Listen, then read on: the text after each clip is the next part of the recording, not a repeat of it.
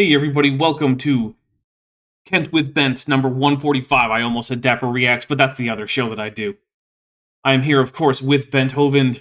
Bent, how you doing? I'm doing well. Hi, everybody. How are you? Right. We have Fearmonger, Master of Science, who's been a member for 22 months and is at the Typology level and says, here's the other geriatric moron bigot with an AIG as a bag of dicks. So we'll take a drink for that. Thank you very much. What is that, Baja Blast that you got there? You better believe it. Nice. I got myself some beer over here. Very nice. We're not sponsored, but again, Mountain Dew. Not yet. If you want to sponsor us, I will totally take that sponsorship. So, Bent, let everyone know, why are you in a tutu? Oh, we met a donation incentive last Kent with Ben for me to wear a pink tutu. And so I'm wearing a pink tutu. And it could happen again for next Kent with Bent. It could. Okay. If the price is right. Right. Oh, and Thylacoley and Candy says it's a very pretty tutu, Bent. Well, thank you. I bought it myself. Did. It was the best investment for me that you ever made. Exactly. All right, so we are here for Kent with Bent. Now, for those of you who might not have been here before, or who need a reminder, this is a live show where we take a look at the various output of one Kent Hovind, young Earth creationist extraordinaire,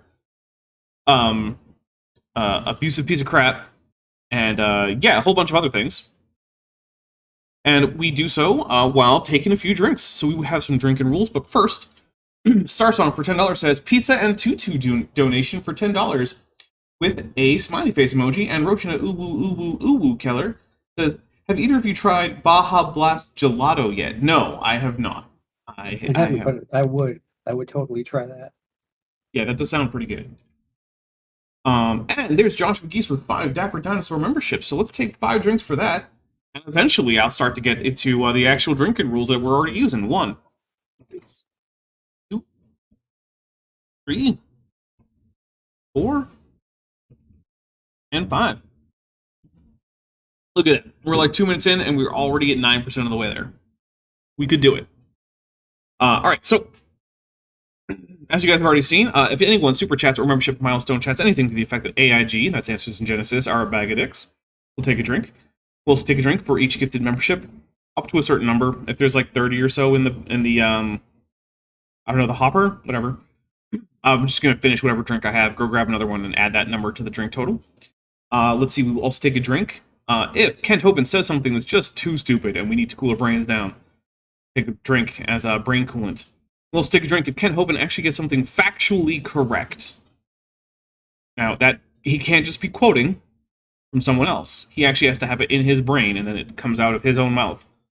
And then we hear it and recognize it as correct. And we take a drink for that. We'll also take a drink if Kent Hovind mentions that political party that was a really big deal in Germany in like the 1930s into the 40s. We'll also take a drink if Kent Hovind cites a source, and we check that source, and that source, rather than just not supporting him, actively contradicts him. We had a fair few of those last time because Kent kept lying about the Bible. So, the Bible was his Trojan source. We checked the Bible and said, no, Kent, you're wrong. Which is just amazing. We will also take a drink anytime, once per stream, if Kent mixes up what we can know about Lucy versus what we can know about her wider taxon and what we can just know from just her skeleton, right? So if he's like, oh, we don't know if Australopithecus had human-like hands because Lucy wasn't found with hands. Yeah, well, we have other Australopithecus hands, so that's going to be an ad hominid, is what we call that. Also, if Bent or I manage to correctly predict what Kent is going to argue next, we'll take a drink. Now, that has to be something that's not terribly obvious, but yeah, if there's a question and one of us takes a guess and we get it right, we'll take a drink for that. We'll also take a drink anytime Kent Hovind tells a joke that doesn't land or tells a story that we're pretty darn sure didn't happen. That's always going to be a judgment call, but if it seems like something that should be on r/that happened, yeah, we're going to take a drink for it. We will also be taking a drink for anyone who sends any of the kaiju emojis. So if you're a channel member, you have access to a Mothra, Godzilla, and a Ghidorah emoji. And if you send any of those in either a membership milestone or a super chat, we'll take a drink. We'll also take a drink if any of the if either Godzilla or Mothra come by audibly, which doesn't usually happen, but it can occasionally. And I will also take a drink if I screw up the production of that. Of this whole show. That's called Dapper as a Professional. Now, a crashing program, loss of internet, something like that, something that's a hardware or software issue that's beyond my control, that doesn't count. It actually has to be me making a mistake. Now, what have I forgotten, Bent? Nothing. You Awesome. mentioned all of the drinking rules. There you go. And I don't even have a list in front of me. Yeah, I know. It's still hard to keep track. You have it specifically so that when I screw it up, you can remind me what I've missed. Exactly. All right, well, with all of those, so basically, Kent spent most of the last show reading from Isaiah and Ezekiel, passages which sound like they're about Satan if you don't actually read the passages. In case you did, then you would actually find that they were about the king of Tyre and the king of Babylon, who is not Satan. Those guys weren't Satan. They were just guys who were in charge of rival polities that were opposed to the countries of the people writing these books, basically. So yeah, let's see what else Kent has for us as he continues to talk to us about how Satan tries to ensnare everyone and trap you or in something like that. So, unless you need to do something to get even more ready, Bent, I'm going to hit play. All right, here we go. Well, we can talk a long time on this verse. Satan takes people prisoner to different things like drugs, alcohol, and it's tough to get them away.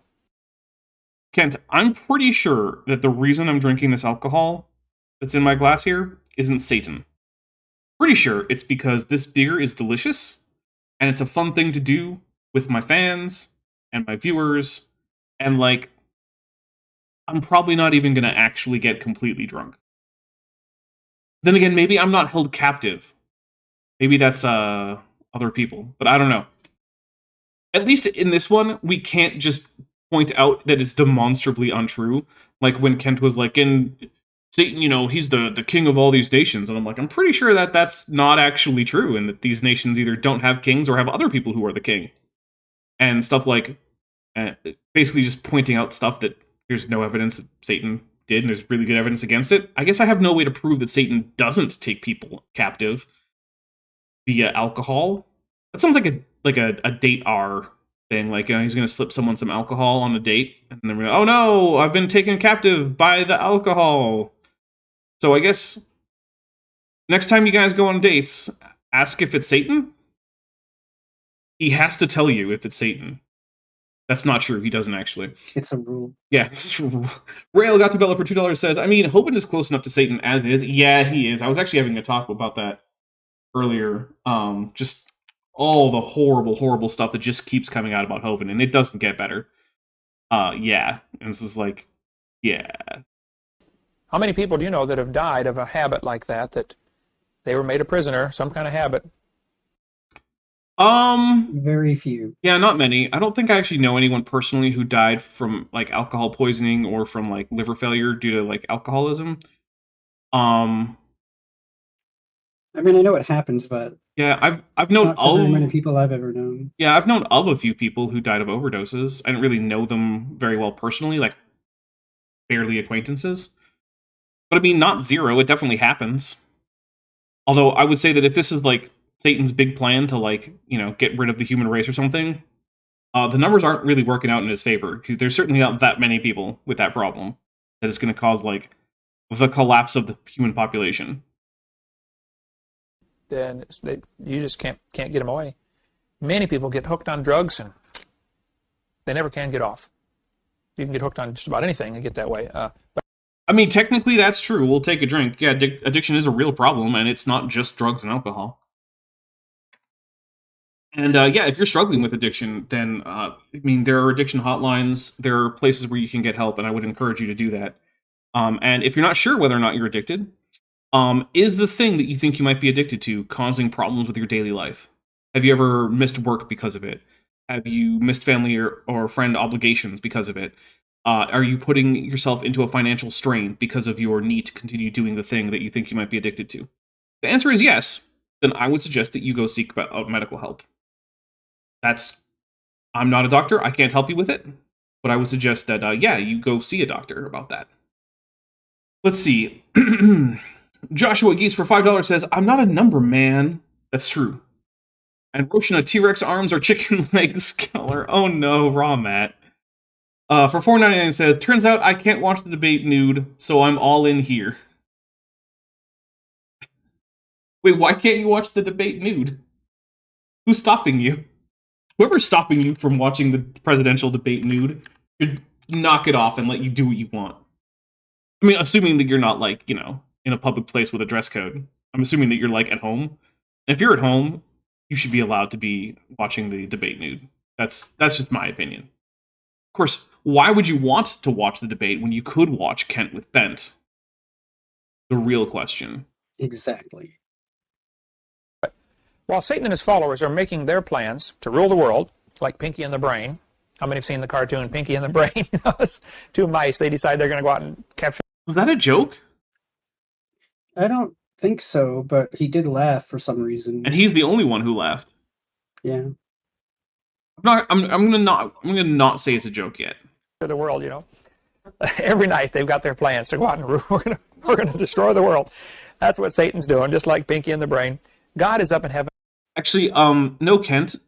Pinky and the Brain weren't out to destroy the world. They were there to conquer the world. It's kind of the catchphrase that opens up every single segment. You know? Try and take over the world. Yeah. Gee, Brain, what are we going to do tonight? Same thing we do every night, Pinky. Try to take over the world. Like, that. Kent apparently hasn't seen this. So yeah, I'm going to take a drink. Jeez. And laughing. Psalms chapter 2. Why? We're going to take another drink for Kent saying Psalms chapter 2, because Kent doesn't know enough about the Bible to know that the book of Psalms is composed of individual Psalms, and that is Psalm number 2, verses 1 and 2. I took 2 drinks because he said Psalms instead of Psalm.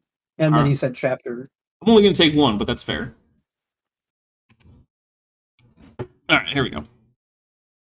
The heathen rage, and the people imagine a vain thing. The kings of the earth set themselves, the rulers take counsel together against the Lord, against his anointed, saying, let us break their bands asunder and cast away their cords from us. Basically, that means I'm throwing off God's control. I mean, it almost certainly more accurately means that this is a situation in which the kingdom of Judah is being conceptualized, or maybe a united Israel is being conceptualized as having vassal states, and that the kings of these vassal states are going to throw off vassalage. So the way a vassal state works, basically, is you go and have military action against another polity, right? You might besiege their capital, something like that. But rather than installing your own rulers, you allow a native rule to persist in the area, but you demand tribute and might have some kind of like military obligations. Like you say, like, oh, hey, on request, you have to be ready with 3,000 fighting men with spears and shields or something, and you have to send them to help with our military efforts elsewhere. But for the most part, as long as you pay your tribute, then you're more or less left alone to run your own affairs. And also, it usually comes with some kind of idea that, like, okay, if someone else external to me attacks you, I have an obligation to attack them because you are my vassal. And so, that's more likely what's happening here. But, hey. And also, let's point out that the Lord's anointed here in Psalm 2, 3 through 4, it's not Jesus, it's the king of Israel. Not Jesus, because Jesus wasn't around when this was written. Now, if you want to come up with some kind of, like, spiritual meaning that's more meaningful for you in your spiritual walk about how it also applies to Jesus, then okay. But, like, that's not what was in the mind of this author. He that sitteth in the heavens shall laugh. The Lord shall have them in derision. God is not nervous, he's not scared, and we don't need to be either. It started on earth. I'm not sure of all the details of how it happened in heaven, but apparently Lucifer fell from heaven, tried to rebel against God in heaven. He then was cast down to the earth. But he still has access to heaven. He goes back and forth. Job tells us that. Job chapter 1 and chapter 2. All right, let's take a drink. So, Job is one of the only places where a character is even given the title Satan in the Old Testament. In fact, one of the characters who's given the title Satan is actually God. because a Satan in Hebrew, because that's what the word Satan means in Hebrew. Hashatan or Hasatan. I almost slipped into Arabic where it's shaitan. So you got to forgive me on that one. I very frequently end up using Arabic instead of Hebrew when I went to go for Hebrew. So anyway, the word Satan, Hasatan, the Satan, means accuser, right? The figure in Job is not some, like, ontological opposite to God who is a rebel. It is clearly portrayed in Job as a member of God's divine court who is currently taking on the role of an accuser and saying, oh, hey, God, you think that, Job is really cool and he's awesome and he's great? I bet I can find a way to make him curse your name. And God's like, nah, I don't think you can. Job's pretty cool. And so this accuser goes and does things. But there's no indication that it's a particular named character. The word Satan is just a regular noun. It's not in any identifiable way used as a name. It's just a title. And so you have to import ideas that are really only obviously present starting in, like, the Second Temple period and only really fully developed later on in Christianity, and import them all the way back into Job if you want to actually say that the Satan character in Job is like this fallen angel who's in opposition to God and is trying to lead all of his followers astray and is identical with the figure that is referenced here and there in the New Testament. Because that's not how anyone reading Job when it was written would have taken it. Al Trucker, who's been a member for 17 months and is at the amnio level, says, it won't let me send my special AIG message. Well, you know what? I know what your special AIG message is, so I will take a drink for it anyway. Thank you very much, Al Trucker. Here we go. But while on Earth, the first thing he did was go to Eve. I think that's interesting. Again, nowhere in the Bible is the snake in the garden identified as Satan.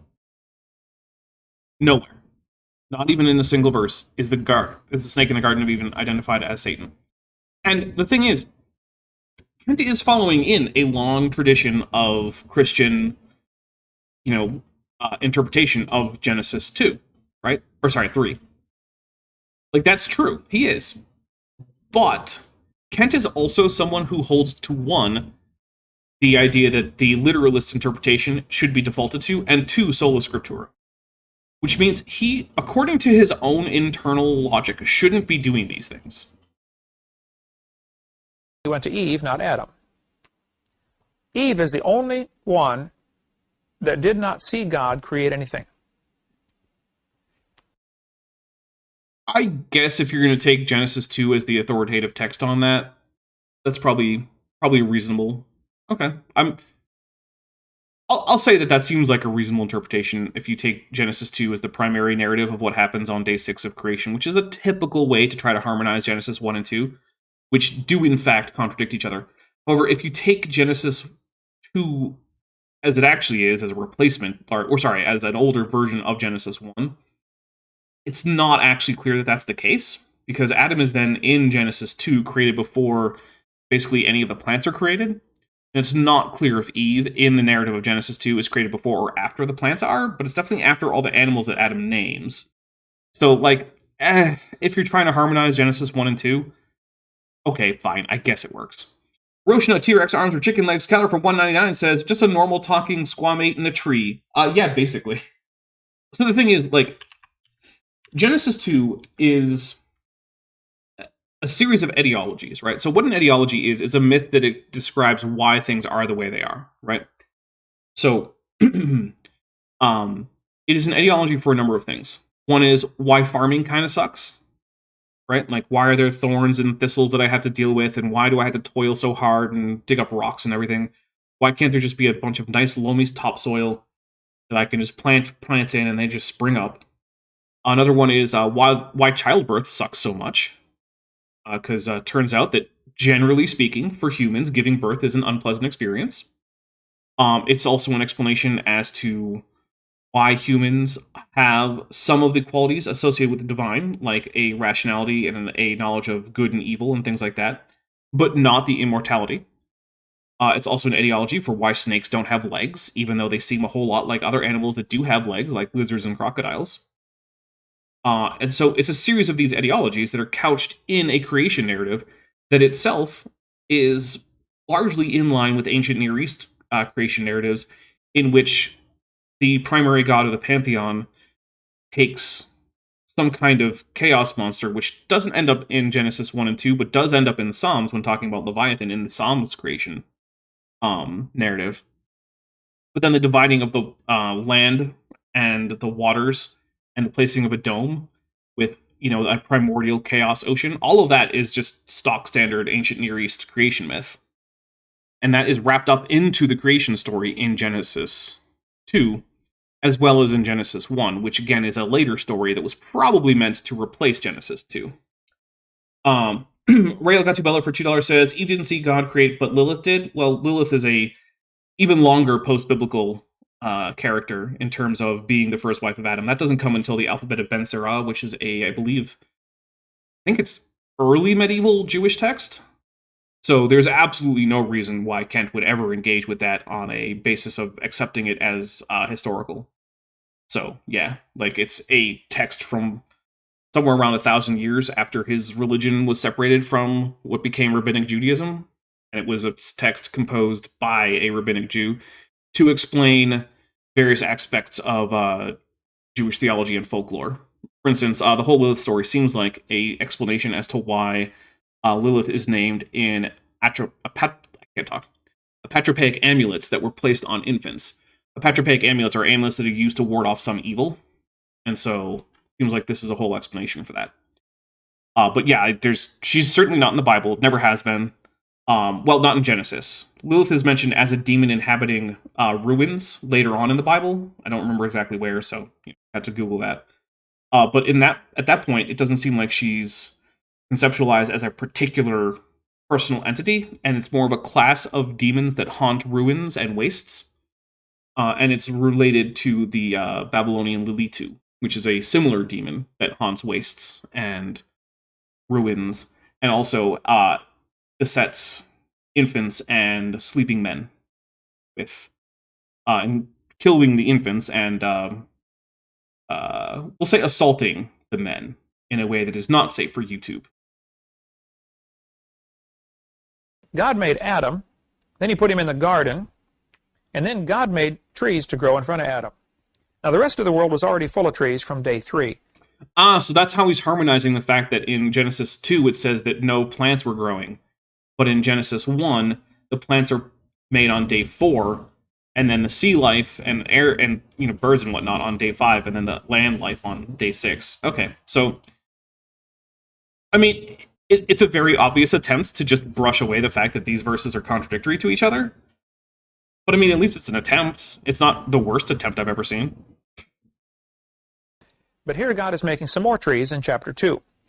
God also made one more of each of the animals in chapter 2. Why? I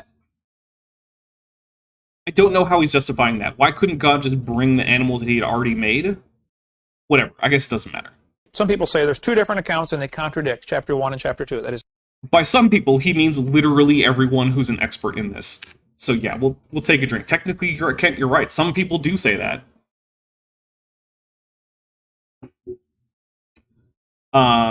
Alex Mark says, so you're saying that the Lilith enemy in Castlevania is biblical? I don't remember enough about Castlevania to say that. Maybe. Maybe. I'm going to go with maybe. not true. We'll get into more of that on video number 7 of our series. Oh, good. This is episode 4, by the way. We have that to look forward to. Our regular normal creation series, but it'll probably be 2 years. This class is going to take a while, I'm afraid. Roshna T-Rex Arms or Chicken Legs Keller for $4.99 says, Kent thinks Genesis 2 is only about day 6 in the garden. Well, then I've got news for Kent about how many animals someone can name in the course of one day. Because I think there's probably too many of them for Adam to name all of them in one day. But, hey, it's not my problem.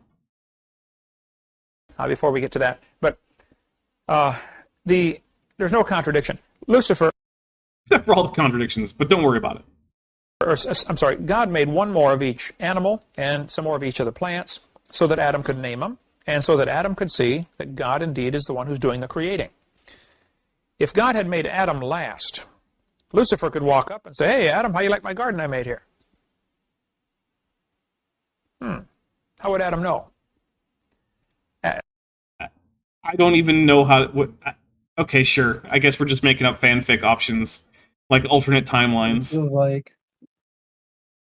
The fact is, Adam knew because he saw God make some stuff. Now, Eve never did that. Satan came to Eve and tricked her. I mean, that seems like an oversight on God's part.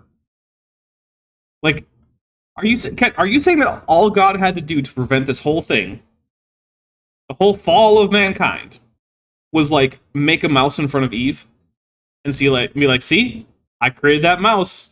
Better believe me that I created everything else. That's it. That's all God had to do. Why didn't he just do that then? Like, Kent's version of this story makes God a moron. Like, really? Kent's God must just be incredibly stupid. I feel just like Kent is. well, yeah, okay. Yeah, I guess when you're very, very stupid and you want to make up your own version of God, it might also be very, very stupid. And then she sinned, disobeyed God. She says, "Hey, Adam, you want some of this?" Whatever it was, fruit, apple, banana, we don't know. Everybody says apple, but the Bible does not say that, okay? Kent is right there. It does not say what the fruit was. It could be anything. I like the pomegranate idea because pomegranates have a lot of biblical symbolism, but it doesn't say that either. And Adam looked at it and said, "Oh, you numbskull, look what you did. Now we're in trouble." He knew God was going to have to punish his wife, have to kill her. He knew he loved his wife. The only way... I mean, except God didn't do that. Nowhere in the Bible does it say that God killed Eve. So, this seems like an empty threat. In fact, remember that when the serpent says, you will not die if you eat of the fruit, that was true, right? And the stated reason that God gives for kicking Adam and Eve out of the garden is so that they don't get access to the tree of life, which would let them live forever.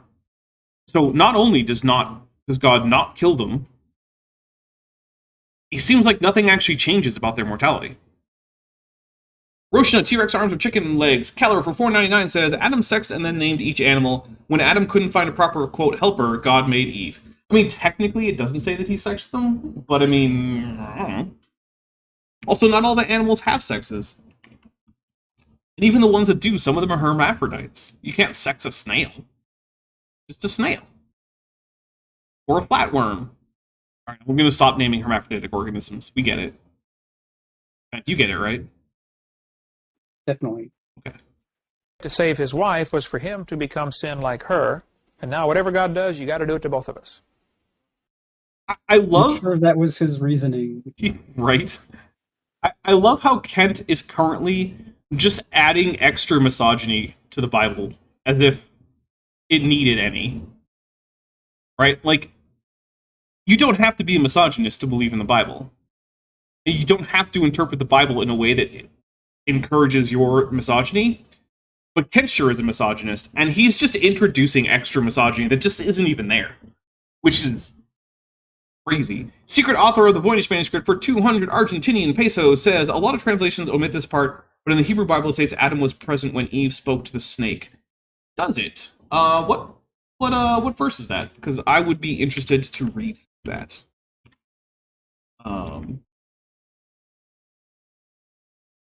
Because, hey, look, it's been a little while since I read Genesis 3. So he voluntarily took of the fruit, ate it, knowing full well what he was doing. 1 Timothy tells us that. And he... So then why did he hide from God? Like, if this was... So, Kent is telling me that Adam's mindset is, oh, darn. Eve has done a stupid... And I want to make sure that God doesn't just kill her and create a new wife because I love my wife, even though she's done a stupid thing. So I'm also going to do the stupid thing. And then I'm going to hide from God that I've done this stupid thing in hopes of what?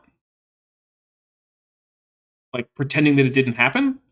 Because if pretending it didn't happen and getting one over on God about the whole fruit of the knowledge of good and evil is a possibility, right? That's even possible. Why isn't that his first go-to? Like, then he wouldn't have to eat the fruit. He could still save Eve. Seems like a better solution to me. So instead, he eats the fruit. And then what? Then he realizes that maybe hiding is an option? Except that in Kent's theology, hiding doesn't make any sense because God is omnipotent. Whereas God isn't omnipotent in Genesis. Because, I mean, obviously, if he were, then he wouldn't have to go through the garden asking where Adam was, looking for him. And yet he does.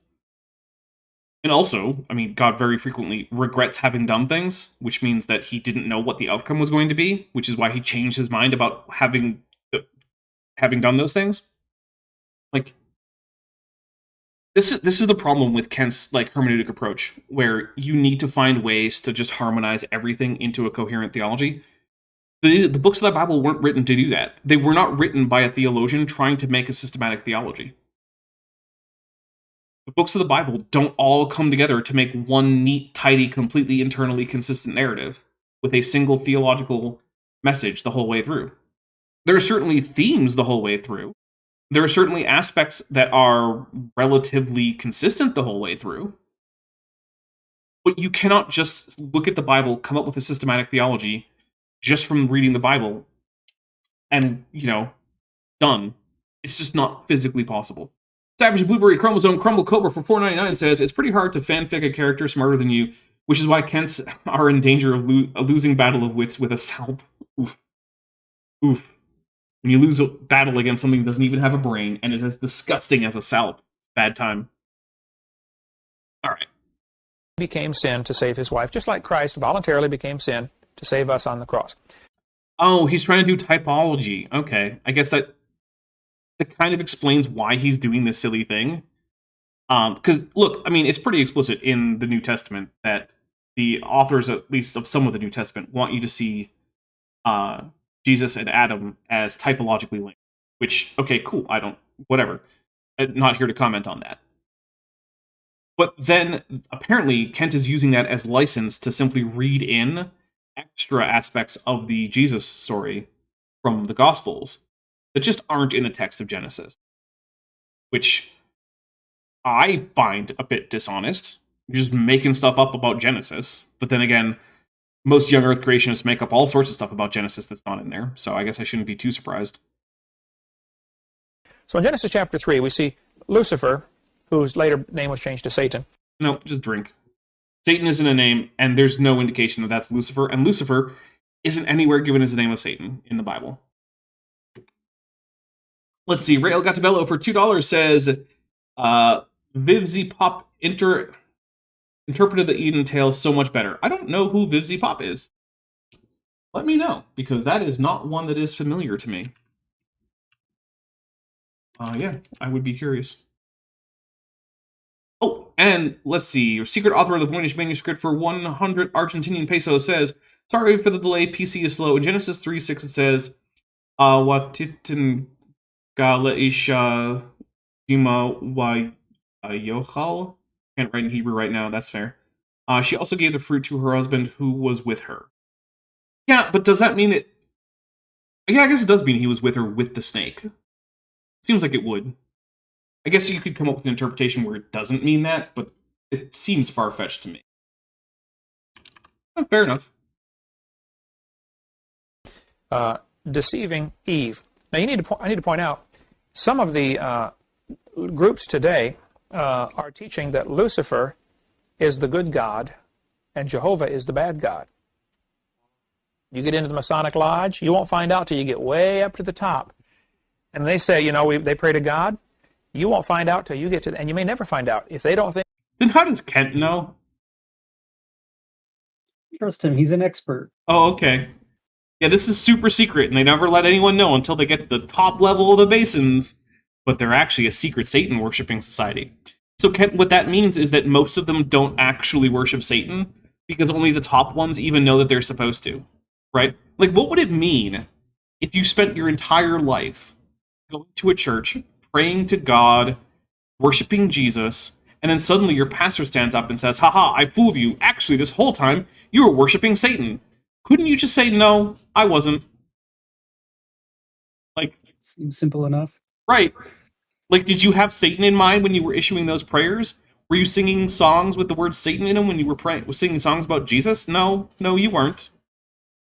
So, at best, the most this could possibly mean is that the top of the hierarchy of the Masons are Satanists, which they're not. And also, most of them don't actually have any particular religious belief in any of the things that they go on about. Mostly just a drinking club for guys. That also does a whole bunch of charitable endeavors. Because, if there's one thing that Satan is all about, it's doing charitable works in your community to help the poor and needy. Because that's Satan's favorite. Wait, is that Satan's favorite event? I think it's to kill all of the humans. Oh, right.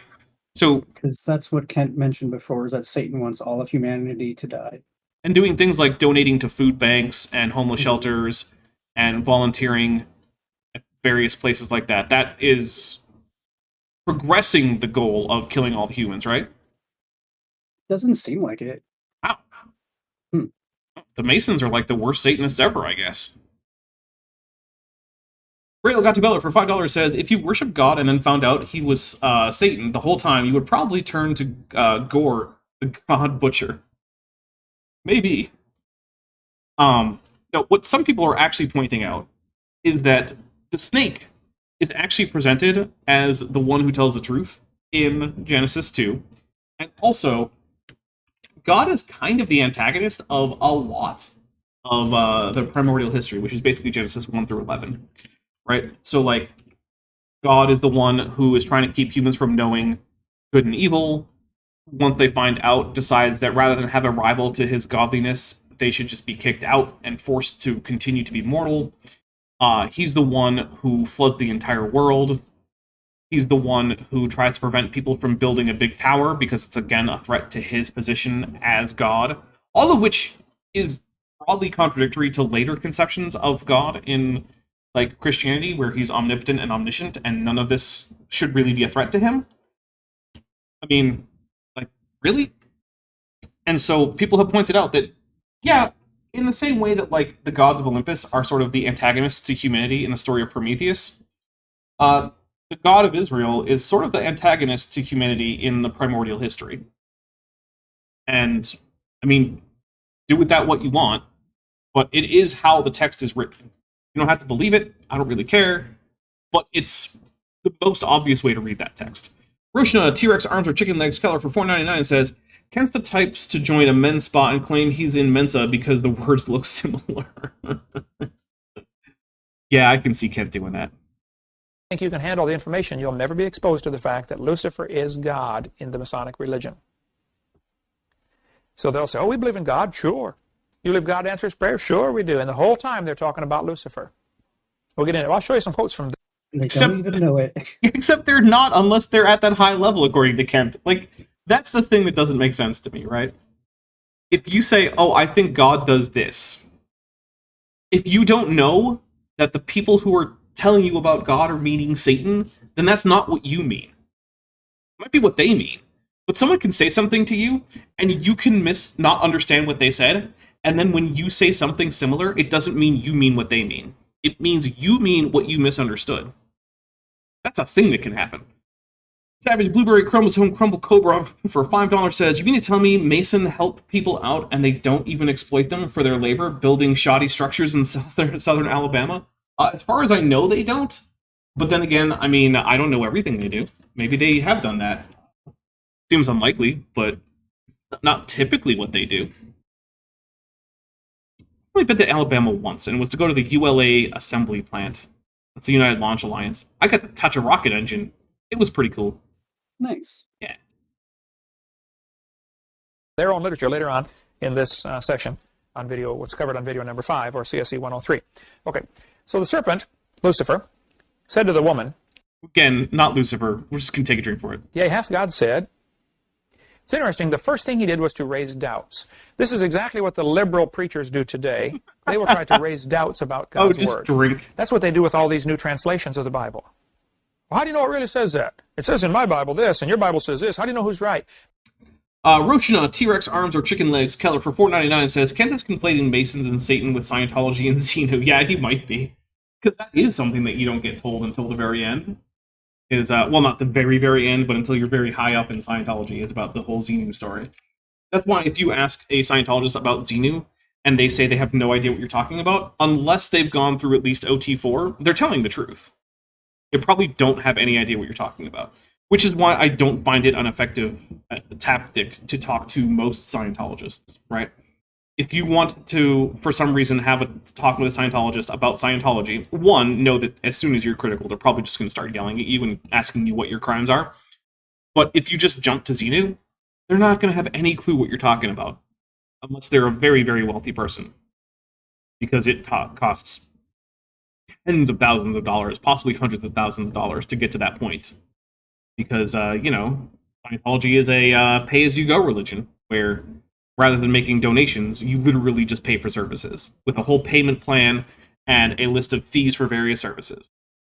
Which is the difference, by the way, between donations and then receiving things as a member of a church and actually paying for things, is that, most churches don't have a set price for you to be a member, but they do appreciate donations. Although there are exceptions. There are some that will try to enforce like a 10% tithing rule. But My Unfinished Journey for $6.66 says, Hail Nero, hail Daps, and Bent, and hail Satan, but not Lucifer. Heck with that guy. Thank you very much. And, again, Snake in the Garden, nowhere identified as Satan or Lucifer. This is the same tactic to raise doubts. And we can go off on a long rabbit trail of why the King James over other versions, if you'd like. Sure, Kent, sometime let's do that. But here's the real thing, right? Translations are always imperfect. There's this concept called the semantic landscape, right? So imagine just a landscape, and every single point on either the X or the Y axis represents a specific, like super hyper-specific meaning that could have a word encoding it, right? And the peaks represent meanings that are commonly meant by people, things that people want to try to talk about. And the valleys can be things that people tend not to have any particular need to discuss, right? And words encompass an area on this semantic landscape. And so most words tend to cluster around these peaks, but the words in different languages that cluster around the same peak do not perfectly overlap in most cases. There are certain areas where this particular use of this particular word that you usually translate with this other language's word doesn't actually work. It's just outside that area, right? One example is the word usually translated as animal in Arabic doesn't include birds. But animal includes birds in English. Most people, when speaking English, if I said, hey, what's your favorite animal? And Bent, I don't know, pick a bird for me. A crow. Yeah. Most people, if you said crow is your favorite animal in English, wouldn't bat an eye. But you'd probably get laughed at in Arabic. Because you have to use the word for bird if you want to talk about birds. Now, if you want to try to talk about like the classification, which is not the same thing as the common word, then sure, you could probably... I'm sure there's an Arabic word for the actual like classification animalia. I don't know it.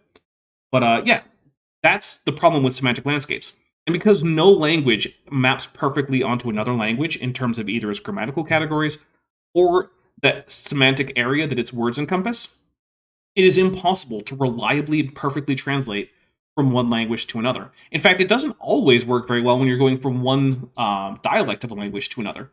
And we got a few things to read off here. Savage Blueberry Chromosome Cobra for $5 says, I'm pretty sure a translation from 1611 is newer than something written in the 1st century. That is true. And then Roshna, T-Rex Arms, Chicken Legs... Sorry, T-Rex Arms are Chicken Legs, Keller, gifted 10 memberships. So let's update all this stuff, and then we will take 10 drinks. Thank you very much. That just already put us almost at the halfway point. All right, here's 1, 2, 3, 4, 5, 6. And now, I need to get myself a fresh glass of beer because I am out of my first beer, if you can believe it. Thank you very much for all your generosity. Forcing me to drink beer against my wit. That's not true. I totally am volunteering for this. All right, here's 4. All right, we were at 6. Now, Kiwi H for 5 New Zealand dollars, Kiwi bucks, says, have you seen that South Park episode about Scientology? I have. I've seen it a few times, actually. And while it is accurate as to what is taught in the OT4 materials, it is also the case that most Scientologists have not ever had access to the OT4 materials. The only reason that we actually have the OT4 materials public is because one day, 2 ex-Scientologists walked into one of the advanced orgs, which are the only orgs that are, allowed to give out the OT levels. And they were just dressed like high-ranking Sea Org members. They basically put on Sea Org costumes. And they walked in with briefcases and basically just said in an authoritative tone, like, we're here to audit your OT materials. And the staff at the org were just like, oh, okay, cool. And they brought them over to where they kept the OT materials, unlocked whatever file it was, and just left the room. So these 2 guys shoved all the paperwork they could into their briefcase and walked right out and published it on the internet. And then the fun thing is, later, Scientology tried to say, one, that it was not the authentic OT4 material that they were publishing, but also tried to sue them to have it taken down on copyright grounds. At which point the judge said, so which is it? Either this isn't your material and it's not your copyright, or it is your material. You have to give up one of these claims. So,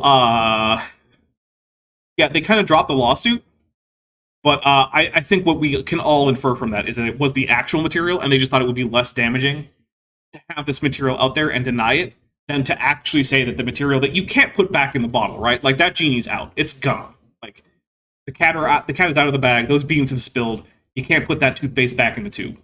They're like, well, it's out. It's never going back. We might as well just continue the denial rather than say, yes, this is the actual OT4 material. Let's see. Oh, that is the most recent thing from there. So, yeah, thanks for letting me go on a weird Scientology off-topic rant. I appreciate it. All right, here's more Kent. We'll cover that later on when we get to what's on our video number 7. Wait, no, I was only at 6 drinks. Here's 7. 8. 9. And 10. I thought I could get away with skipping those last 4 drinks. In our series. And there are people who have, that's their whole ministry. I collect different versions of the Bible. I have probably, 25 or 30 or 40 of them, I don't know. But there are some serious problems with a lot of the new versions. What Kent means when he says serious problems with a lot of the new versions is that people are giving you more accurate and more up-to-date translations based on more and better manuscript evidence. That's what that means. Right? Because you got to remember, the text that the New Testament is working on is primarily the Bishop's Bible in English, right? One of the directives for the translation committee for the King James Bible was to use as much of the Bishop's Bible as possible, because it was already a popular translation. There were a few other directives, and one was to minimize the use of footnotes and to only use like footnotes or explanatory notes when strictly necessary.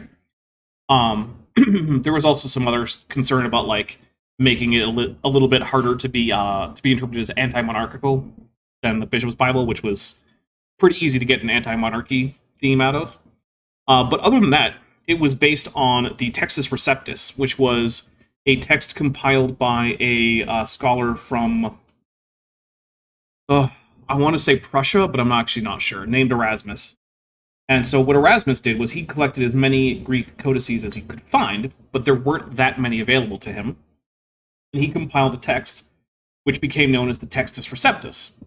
And the problem is that most of his manuscripts were fairly late, and a lot of them included very late additions to the text that had in older codices and manuscripts not actually been part of the body of the text, but had been like marginal notes, or in some cases just weren't even in there. And so as a result, the King James is built on a text, the Textus Receptus, which is known to be deficient in many ways. Oh, Erasmus was Dutch. Okay. Well, at least I didn't say he was French or something. Dutch is closer to Prussian than it is to, say French. So, thank you for letting me know. Or reminding me, because I did know that at one point. So, yeah, and there are examples, right? Like, we can look at our manuscript history. We could say, okay, here's a text where we see a marginal note. in this manuscript. And all the earlier manuscripts don't have this marginal note. But later manuscripts start incorporating the marginal note into the body of the text. It was pretty obvious what happened there. People who were copying saw this marginal note, weren't sure if it was part of the text or if the original scribe had just run out of room accidentally and needed to add in the rest of the note, or about the rest of the text. And so they just incorporated it into their text from the get-go. Very obvious what happened. And if you want to get a translation of the Bible that is as accurate to what the original authors of those works intended, you have to take a look at that. And the Textus Receptus is going to fall by the wayside. That's why if you get a modern Greek New Testament, it's going to have the textual apparatus giving you all the variants, and also the body of the text is going to be a reconstruction that is a consensus text based on our most widespread and oldest manuscript traditions. Roshna, T-Rex Arms, or Chicken Leg Scholar for $4.99 says, Dapper is a professional, conflated Raw Matt and Matt Powell with regard to my username. Oh, did I? Oh, my goodness. I mean, they're similarly dumb and they have similar names, but yeah, if you say so, then sure, I'll count that as a Dapper as a professional. I'll take your word for it. All right, here we go. And I think you'd be real wise to study this topic out before you decide which version of the Bible you're going to study from. I was saved by somebody leading me to the Lord from a Revised Standard Version, one of the most liberal ones there is. Okay, by liberal one, I want to be clear about what he means by that. The RSV is a Bible translation that does very little to simply accept traditional renderings that are easy to take in ways that Protestants have traditionally taken them, is what that is. It is a scholarly text that is not concerned with helping evangelicals make their case, is essentially what I'm saying. It is in no way a translation that's meant to lead people away from God, or one that's intentionally falsifying what's in the Bible, or one that's lying to you. It's just that it does not have a strong bias in Ken's favor, and he hates that. That's what's actually going on there. I've led people to the Lord from a Jehovah's Witness Bible. The New World Translation should not be used by anyone for anything. Now, I will say the New World Translation is a demonstrably dishonest text, right? That's the Jehovah's Witness official translation of the Bible. It is intentionally mistranslated. And it is intentionally mistranslated in order to get you to Jehovah's Witness theological conclusions, is what I'm trying to say there. So, yeah, unlike the RSV, which is simply a text that does not have Kent's bias, the New World Translation is a text that does, in fact, have a bias against Kent and very much in favor of the Jehovah's Witnesses' interpretations. It is generally considered to be worthless by Bible scholars, both Christian and non-Christian, and I would not recommend anyone use it for anything other than trying to figure out what Jehovah's Witnesses think about the Bible. Because other than that, it's completely useless. I mean, you might as well just open up the Bible in Hebrew and Greek without ever having studied those languages, right? You'll get just as much out of it, essentially, as the New World Translation. I have absolutely no good things to say about the New World Translation. Plus, I don't even think they give it out for free like the Mormons give out the Book of Mormon. Ben, have you ever been offered a free New World Translation by Jehovah's Witnesses? I have not. Jehovah's Witnesses, step up your game, man. The Mormons are out here giving out scripture for free. What are you doing? Also, the Joseph Smith translation of the Bible is also similarly terrible. Do not use it. There's enough gospel in there, you can get them saved, okay? You can get them saved out of the Catholic Bible, okay? Like the Douay Rheims? Is that what he means by the Catholic Bible? I mean, it's the only official English translation that I'm aware of for the Catholics, but like, they don't have to use that Bible. I don't know. He probably means the Douay Rheims. Sure, whatever, Kent. I hate that he can't even actually figure out the names. He's just like his friend Gail Riplinger in that. Who, remember, when she got the name of a Bible translation wrong in her book, New Age Bible Translations, and was called out on that, her response was, well, that's what God calls it in heaven, so that's what I call it. Because God gets the name wrong up in heaven, so she will she's too. She's been to heaven before and talked to God about Exactly. About that exact topic.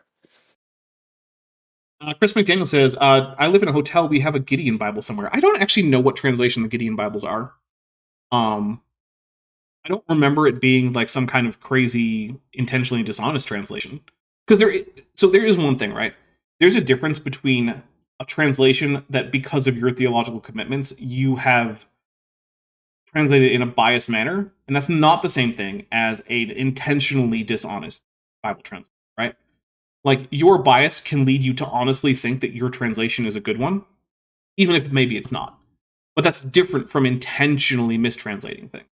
Roshna, T-Rex arms are chicken legs. Keller for $1.99 says, Kent means Catholics aren't Christians. So Kent's a little bit wishy-washy on that. He's certainly not a fan of the Catholic Church, but I don't think I've heard him officially declare that there are no Catholics who are Christians.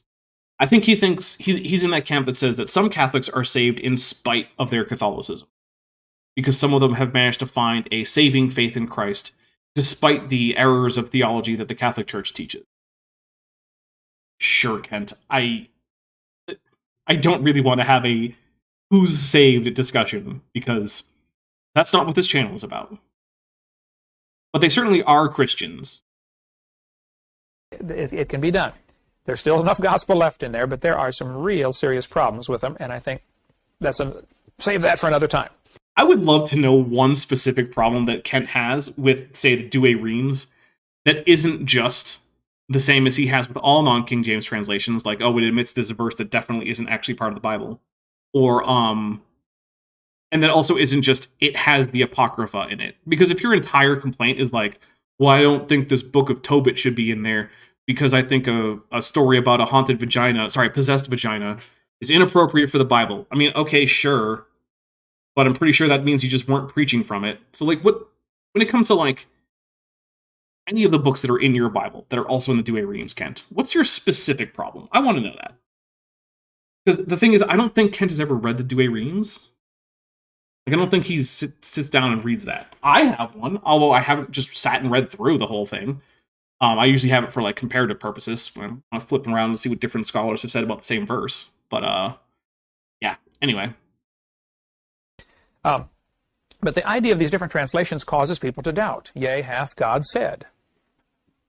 It does that. And this has been Satan's attack on God's word for quite a while. Then the next thing he said to the woman... Alex Markle says the Gideons currently distribute ESV Bibles. ESV is probably not my favorite translation.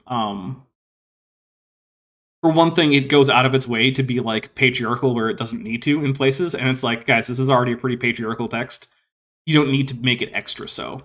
But on the other hand, I do think it leads a little bit more towards a literal translation, which I tend to like. I also think that the style of the ESV is pretty decent. So, like, wouldn't be my ideal, but, like, whatever. He said, ye shall not surely die. Which is true. They didn't. He's gone from just raising doubts, hath God said, to denial. So the... Yeah, but Kent, the serpent was right there. God said, on the day that you eat thereof, you shall surely die, right? There's a very clear indication that God is going to cause people to... that either eating the fruit in itself will be fatal within a day, or that God will kill someone who eats the fruit within a day, right? And it doesn't mean it's an age, because this is a phrase that comes up repeatedly in Hebrew texts, that on the day X, you shall surely die. Like, it's used to talk about, like, the day of execution, or the day that someone falls in battle. It always means that someone is going to die on that day. And God is using it in reference to the tree of the knowledge of good and evil. And then God doesn't do that. So there's two options here. God was lying, or God changed his mind. The serpent was right in either of them. They didn't die on that day, and God didn't kill them. Roshna, T-Rex arms or chicken legs. Keller for $4.99 says, Ken sells the Why I Am Not a Catholic book by KKK member Dr. Peter S. Ruckman on his website and at DAL. Jeez. I wish I were surprised that Kent was selling books by KKK members. Like, what? Why wouldn't he, right? I mean, he's selling the Protocols of the Elders of Zion. I'm just going to take a drink for that, because that is... I need a drink. Yeah. I'm not at all surprised that Kent is a fan of at least one Klansman. Jeez, come on, Kent. Like, it is hard to find any prominent creationist as bad as Kent, right? Like, as much horrible stuff as Ken Ham has said, he's not selling the Protocols of the Elders of Zion in his shop or a book by a Klansman. Like, he's not doing, like, that's, I feel like there should be some kind of minimum that we should be able to expect from creationists, and Kent is just like, no, I'm gonna blow right past all of that. Three steps here are always the same. First, raise doubts. Be a good quiz question, Marlissa. Raise doubts. Satan works this way. Then, deny. Then, deify. Doubt, deny, and deify man. Yay for alliteration! Next thing he said was, for God doth know. You know what? It is time for a quick break. I'm going to get myself a fresh cold beer for when this one runs out. And we will be back in just a few minutes. In the meantime, please enjoy some musical stylings from Bent. And I will say we are almost on pace for Bent having another 2-2 on the next Kent with Bent. But we're not quite there. Because to be on pace at this point, we'd have to be just past 50%. But we're currently at 44%. So it is possible for us to make Bent wear another 2-2. So, putting that out there. All right. We are going to be on intermission. And we'll catch you right in a few minutes.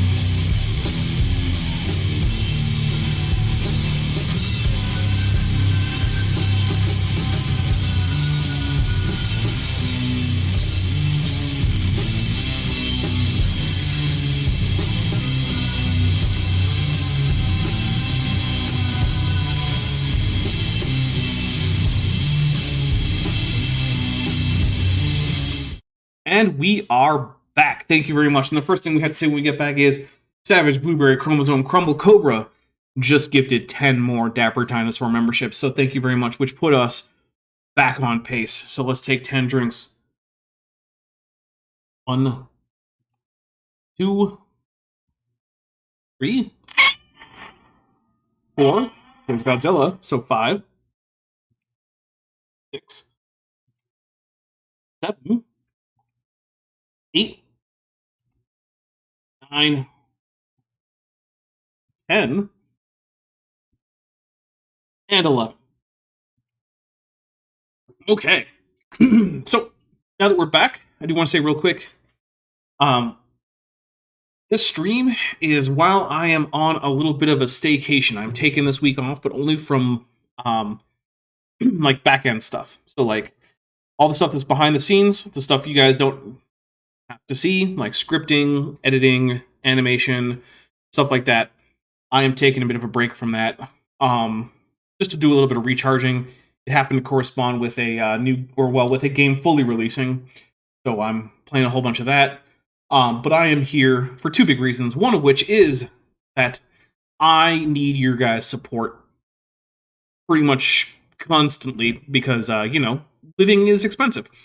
And so if you are currently someone who is interested in supporting the channel in a financial way to help it keep going so that I can occasionally take breaks like this and also give you a pretty consistent 3 shows a week for a very long time now, with the one exception of that time that YouTube gave me a false community guideline strike. That was fun. Eventually got reversed, though, so that's good. Yeah, so if you're interested in helping us with that, there's a few great ways. There's the channel membership program. There's a button right below this. It starts at $1.99 a month. You can go all the way up to $20 a month. There's also the Patreon. It starts at $1 a month. You can go all the way up to $100 a month if you want. Patreon also has a 15% discount if you go annually. Both of them give you access to my super secret Discord server that I tell everyone about every single week. That is just for supporters. You do have to pay to be in there, but it's not. Like, again, it's... you can make it as little as $10 a year, so it's not like it's a huge thing. I guess it's a little bit more than that. You can make it less than $11 a year. There's also, if a monthly or an annual pledge isn't your thing, there's a merch store. It's right below this video. There's a merch shelf. There's also an Amazon wishlist for both me and Bent. Bent also has a Patreon if you're interested in getting like early access to some of his like rough cuts of music and final cuts of music and stuff like that. Actually, I've been noticing Bent has been doing more audio editing with his music lately, so I'm sure at some point some of that is going to make its way onto his Patreon. I think it has actually. Oh, nice. Already. Nice. So. Yeah, and the Patreon also gives you early access to scripted videos. I think right now I'm like 6 months ahead or something ridiculous like that, which is why I felt like I could take a little bit of a break from like behind the scenes scripting and editing and whatnot. So yeah, and if like monetary support isn't something you can or want to do, because remember, this is not something that should be taken out of like your grocery budget or your housing budget. This is like an entertainment expense. But if you can't or don't want to do any of that, that is absolutely fine. Just everyone, please hit like, share this video, watch a few of my videos in a row. It really helps. And then fits of non-Jewish Essenes rage. Oh, raw Matt says, I gifted 1 Dapper Dinosaur membership, so we'll take a drink for that. Thank you very much. Yeah, raw Matt, the ordained Essene, which is a phrase that doesn't mean anything. That in the day ye eat thereof, then your eyes shall be opened, and ye shall be as gods. Wow, I get to be God? No. As gods, comma, knowing good and evil, Kent. It was on your slide. It will make Adam and Eve like God in that they will have a similar capacity for moral reasoning to God. Also was lowercase g gods, so I get to be God the way Kent says. Right. So once again, Kent is just lying about the Bible, right? And I get it, because if what he was saying about the Bible were true, it would slot more neatly into his theology. But the fact that the Bible doesn't support your theology isn't a good reason to lie about the Bible. It's just not. Find another way to support your theology or change your theology. Don't lie about the Bible. Savage Blueberry Chromosome Crumble Cobra for $5 says, AIG is a distended drawstring detaining droves of dinky dicks. I can alliterate too. Well, thank you very much, and I do appreciate that. And we will take a drink right after I update the donations counter thingy. Here we go. Here's the drink.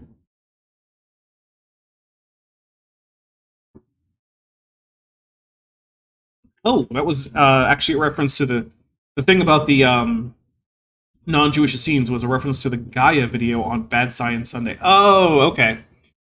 Yeah, sorry, I that went right over my head. Oops. Who would not like to be God? Me, I don't want to be I don't God. want to be God. Jeez. That sounds like too Like- much responsibility, and I like- don't have enough power. I don't even want to be mayor. I don't want to be God. Are you kidding me? Goodness. My unfinished sock for $2 says, putting laundry away. Use your socks to like and share. Yes. Do use your socks to like and share. That would be sock puppet accounts, by the way. So, yeah, no, Ken, I don't want to be God. Like, there are certain aspects of godhood which I can understand the appeal of, but overall, no, I don't want to be God. No. Also, should we get into the fact that theosis or deification is actually a long-standing Christian principle about what kind of the whole point of Christianity is to become more and more like God and therefore take on divine qualities into oneself? Becoming essentially mini-gods? No? That's probably a discussion best left for another day. I mean, nobody tells you what to do. Like the one kid we had in our school in Illinois, he said, I'm sick of my parents telling me what to do. I'm going to join the Marines. Are you brilliant? All right, to be fair, yeah, that is a little amusing. I'm not going to drink for a joke that didn't land, because, like, yeah, I've heard people say similarly stupid things, because, yeah, Kent's right. You don't want your parents telling you what to do. Joining the Marines is not going to make your life a whole lot more independent. The idea of, everybody would like that, I would think, nobody tells me what to do. I'm God of the universe. Kent, that's because you're a narcissistic asshole who thinks that he's perfect and wants that kind of power over people, as we can see by the fact that you make people who go volunteer long-term at your dinosaur adventureland basically give you all their money and property, meaning that you can dangle homelessness over their head if they leave, and then you've made some of them homeless when you've kicked them out. That's why you find that appealing, Kent, because you're that narcissistic asshole.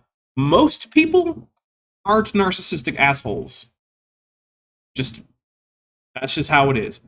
I don't want that kind of control over people, specifically because I don't want... One, I don't think I'm capable of actually meaningfully being responsible for other people like that. And second, I don't want to be. I want them to be able to live their lives free of my interference, short of, like, them attacking me or something. Right? That's why I don't want to be God. It is a weird narcissistic impulse to actually want to be in charge of everything and everyone. People who want that probably shouldn't be trusted with any power at all. Savage Blueberry Chromosome Crumble Cobra for $5 says, I'd seriously like to know in what ways Kent's belief in the Christian God has ever constrained his behavior. Seriously, right? Like, I mean, maybe it has, right? Because, like, I know of people who it does seem like their belief in Christianity is constraining their behavior. A good example would be David Wood. David Wood is a self-described psychopath who basically claims that the only reason he hasn't murdered anyone is because he's afraid of hell. In which case, hey, Mr. Wood, continue on with your current theological trajectory, please. If that's the thing that's standing between you and murder, I have no interest in ever discussing anything about theology in a way in which I indicate that you're wrong. Just stick with it. And it's not me saying this, right? That's him saying this. His testimony about his conversion to Christianity involves him attempting to bludgeon his father to death with a hammer. So, But Kent, on the other hand, I don't think Kent has ever actually modified his behavior, but maybe he has. Like, maybe he would be even worse if it weren't for his fear of hell. I don't know. And so sure enough, that's what the lie was here. He said, ye shall be as gods. Look at the next part, though. Knowing good and evil. Hey, you know what, Kent? I was wrong. You got there. I took a drink for that inappropriately, which means now I have to have a second drink as an apology. This is a rule I just made up because I like this beer.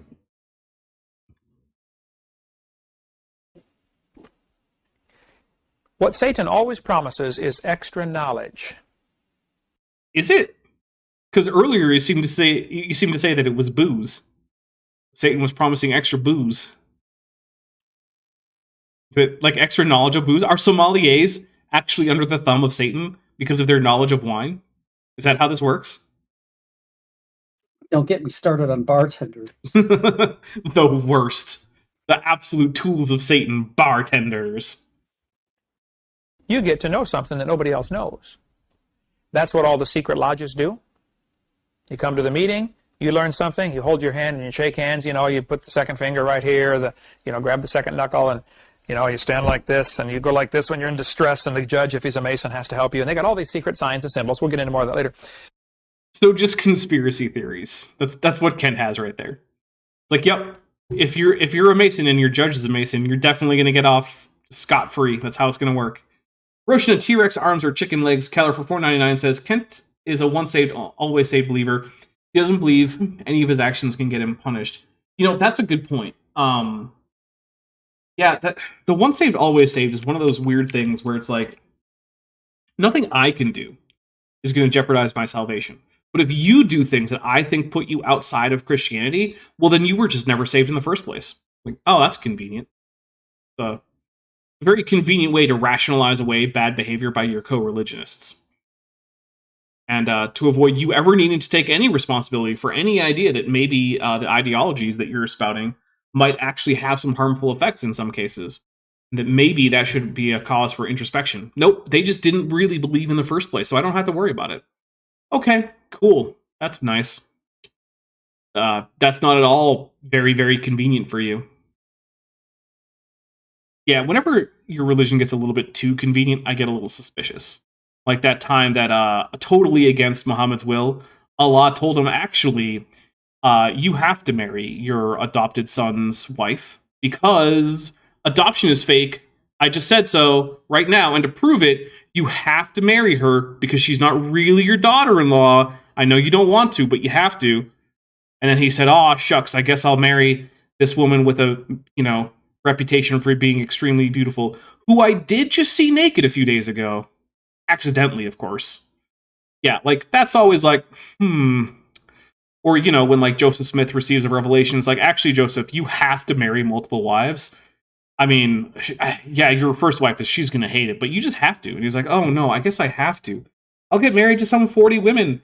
And by women, I mean also a whole bunch of, like, 13 or 14-year-olds. Oh, no. Yeah, I'm sure that was very much against his will. But the idea is, they think, I know something the average person doesn't know. I have knowledge, you don't. I mean, all of us have that, right? I'm sure that every single person in my audience could say something that they know that most people don't. But whatever. I'm smart, you're dumb. Kent, that's your whole MO. Your entire ministry is you pretending that you know things that other people don't. And you're the one who's doing things like enabling the abuse of human larvae, shall we say, to avoid the community guidelines. You're the one who's doing that. You're the one who's letting people drown on your land. You're the one who's defrauding people. You're the one who is dangling people's, like, housing situations over their heads in order to keep them under your thumb. You're the one beating your wife, and presumably your other wives too, although I guess I can't say that I know that for certain. You're the one who bragged about beating your child into submission at the dentist's. You're the one who bragged about emotionally abusing your kids about, of all things, a fucking cup of Coca-Cola. That's you, Kent. If what you're describing is the actual MO of Satan, I've got bad news for Kent Hovind. Because holy crap, if there's anyone who's under the control of Satan, it's Kent. I get this in debates all the time when I debate against professors who believe in evolution. And very frequently they will say something and I'll have to translate it for the audience. What you mean is you'll have to poison the well for the audience. Rael got to Beller for $5 says, worse, Hovind claims he knows things about science that universities don't know. Yeah, that's true. I mean, yeah, he's... cannot be said to have a small ego. That's for sure. Also, I want to say, I really appreciate that we have 92 people here. I was expecting basically no one to watch because they're in the United States, which is where the majority of my audience is from. There's a big old debate happening between the two major party candidates for president. And I'm not watching it because I have never watched a presidential debate and then had that affect anything about my vote. I have never not known who I plan to vote for before a presidential debate finally came around. So, I guess the one exception might be the 2016 election, but I just didn't vote in that one. Because, yeah, I got blackout drunk instead, intentionally. The only time it's ever happened. That's the only time I've ever blacked out. And I did it intentionally because I thought that the day, if there's ever a day I didn't want to remember, it was a day that was going to bring me either a President Trump or a President Hillary Clinton. I didn't want either of those things. And not only did I not vote, I spent the entire time getting absurdly hammered and yelling at anyone who was telling me about election results, which people try to. Streaming on Twitch. Yes, while streaming on Twitch. I think I was playing Elite Dangerous. I think so. Heather Schrodinger's Fossil Coon for $2 says, I'd expect a dino to refer to human hatchlings. Well, yeah, but they don't hatch, though. That's the thing, right? But with larvae doesn't necessitate hatching. At least, not to me. So, I don't know. I mean, it's mostly just a way to avoid saying the word that starts with a C, so that YouTube can't tell what I'm talking about. They'll say, well, the average person doesn't understand how technical this topic is. I mean, that's true for every scientific topic, right? The reason you need to go through so much schooling in order to actually like effectively have discourse at the highest levels on these topics is because there's too much to know for most people, right? Like, think about the thing that you know the most about. Like, what is it for you, Ben? Maybe music or psychology or something? Yeah, probably cytology. That's where I had my most training. Okay. My highest level of training. How many years did it take you to get as much training as you currently have in cytology? I mean, a lot if you count the military service I had to do in order to get my college paid for. Well, let's just say just the stuff that was specifically about cytology. All right, that was 4 years. Okay. Bachelor degree. Do you think most people who haven't spent 4 years full-time learning about cytology could possibly know as much about you as you do? Yeah.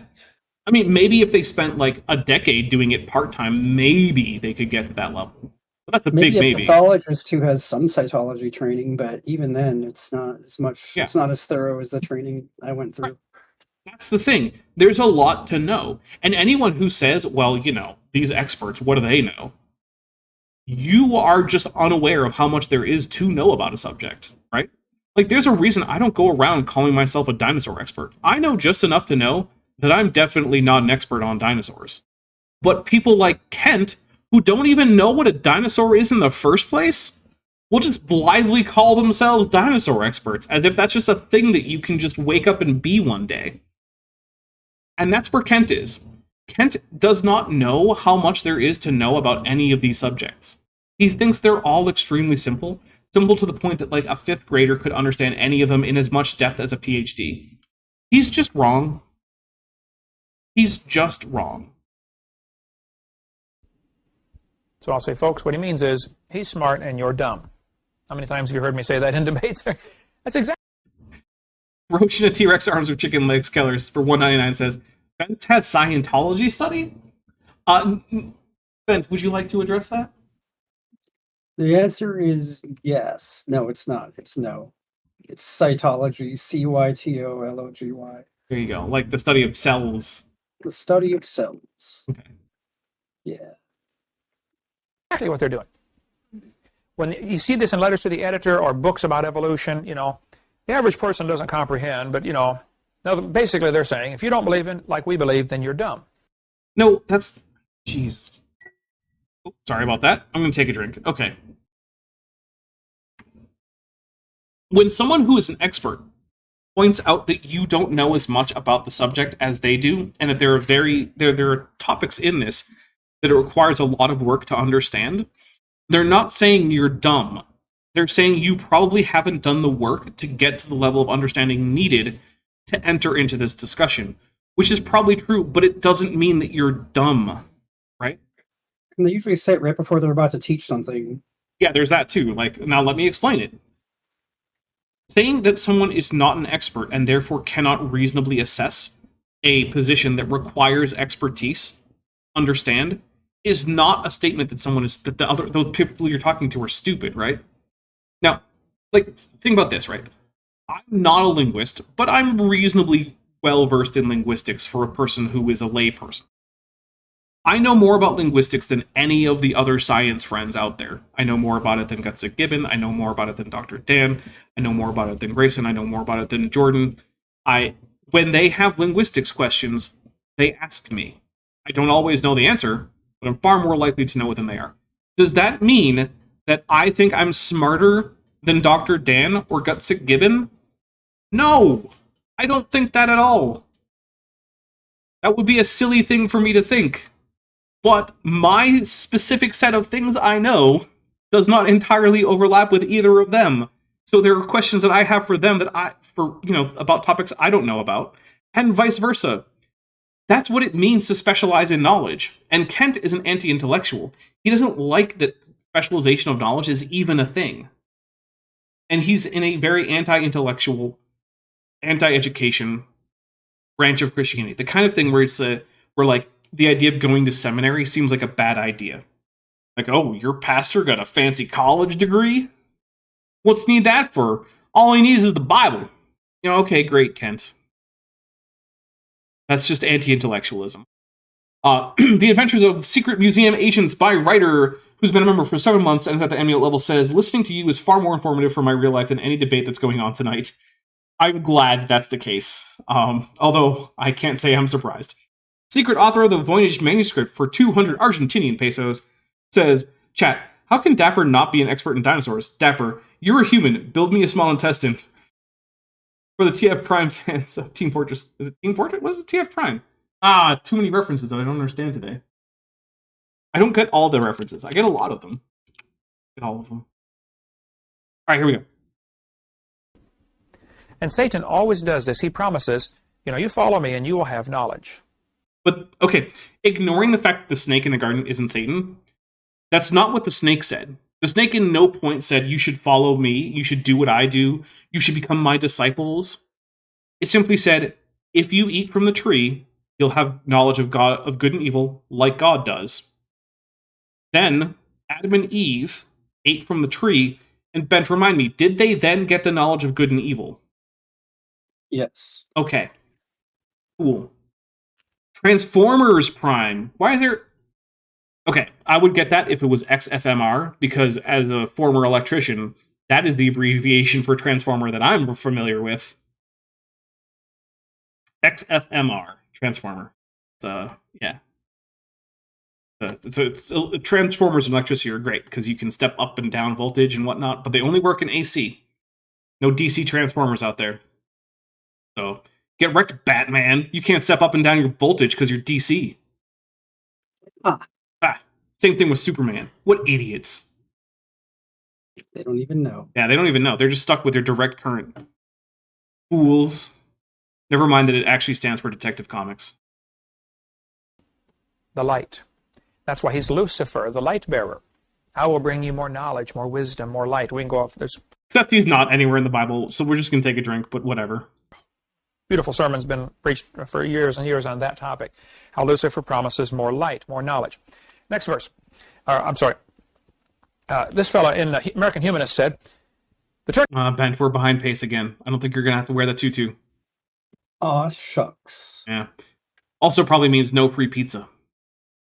Aw, shucks. Even more. I mean, it's free for you. It's not free for me. Yeah, but it's free for me. That's all that matters to me. True. That's fair. Turning point in history will be the moment that man becomes aware that the only God of man is man himself. The humanist religion teaches man is God. It doesn't. It teaches that humans should be the top priority for humans and that there is no God. Right? And I'm not going to get into a nitpicky thing about whether it's a religion. Humanism, unlike, say, quote-unquote evolutionism, actually does meet many of the criteria that are normally required for being a religion. So I'm perfectly happy if someone asks someone, what's your religion? And they say, I'm a secular humanist. You know what? Great. Fine. That's Okay by me. I don't care. But it does not say that humans are God. It rejects the God concept and puts humans as the priority. Now, I'm not telling you to go be a humanist. I don't care. But, like, if you go be a humanist, you're not going to be believing that humans are gods. We're it. There is no deity to save us, so we must save ourselves. That part is reasonably accurate, so we'll take a drink for that. Good job, Kent. That is a part of humanism. It's the idea that you can't rely on a god to improve the lot of life of humans broadly or of any humans specifically. So you're going to have to get your hands dirty if you want to actually improve the standard of living of other people. Which, I mean, I'm a big fan of getting your hands dirty in terms of trying to help people out, right? Like, so sure, I'm not going to complain about that. I don't see why Kent would either. Because even if he says, oh, they should believe in God, okay, but should they also then go do things to help people? I would say yes, they should, regardless of their belief in God. Maybe Kent disagrees. That's in the Humanist Manifesto. 1933, the first Humanist Manifesto was written, and then the second one came out in 1973. Many famous people that if I listed the names, you would say, wow, I know that one. You know, I know that one. John Dewey, for instance, the guy responsible for the type of education system we have today. Do you mean the Dewey Decimal System, which is not really at all involved in the type of education system we have? Is that what you mean by John Dewey, Kent? The guy who figured out how to put a library together? I'm going to take a drink. John Dewey, the king of the education system, everybody. Goodness. That's okay. I've also heard a flat earther called just decimal system in general, the Dewey Decimal System, as if the fact that you put a point after a whole number and then added in some decimals after it means that you're now using the Dewey Decimal System. And I was like, oh no. Pseudoscientists. Modern public school system with the progressive education was John Dewey. Kent, I don't think you could even say what it means to have a progressive education. Like, literally, what does that mean to you, Kent? Is it like teaching people that racism is bad? Because apparently that's progressive now. This school's pointing out that, hey, racism and slavery, that's bad. We can't have that anymore. That's too progressive. And he was one of the signers of the Humanist Manifesto. Don't care. And that's the most famous person Kent knows of who signed it? Yeah, that's who he leads off with. It's a good point. The guy who figured out which way to put books in the library, he was a secular humanist. So, take that, evolutionists. Like, oh, okay, sure. Yeah, Fearmonger points out progressive education is just facts that Ken doesn't like. Yeah, exactly. Basically, the idea of humanism is there is no God, and so we must be God. After all. No, Ken, you got the first part right. The second part is not that humans must be God, but that humans should be the proper concern of other humans and their highest priority, and therefore we should act in ways that are conducive to the flourishing of humans individually and as a group. It's not the same thing. Oh, we're the highest evolved creature there is, so we're probably it. And that's the idea behind humanism. So, getting Eve to believe she was God was the beginning of a strategy that Satan would use. But at no point, okay, again, ignoring the fact that the snake in the garden is nowhere in the Bible identified as Satan, the snake in the garden doesn't say that Eve will become God. It says that, like God, she will know the difference between good and evil. She will have a sense of moral knowledge. She will become a moral agent in a way that is similar to the way that God is a moral agent. And that's what happens. That isn't a lie. If you want to say that the snake said, you will be God, you have to change what's in the Bible, including what's in the King James Bible. Like, it is extremely frustrating the degree to which Kent will just lie about the Bible. For the next 6,000 years. This whole idea that man gets to decide right from wrong. Tell me, what is the basis of a democracy? Oh, Kent is about to go anti-democracy, isn't he? Heather Schrodinger's Fossil Coon for $5 says, humanism comes in many flavors. Some humanists do call themselves religious. Some secular humanists are explicitly not religious. Yes, I mean, right. That's why I just said I wasn't going to get into the whole, like, is secular humanism or humanism religion, and it meets some of the definitions or some of the requirements that most things meet to be religions. So I'm happy to just say I don't care either way. And if you want to say that your religion is humanism, have at it. And if you don't, that's fine too.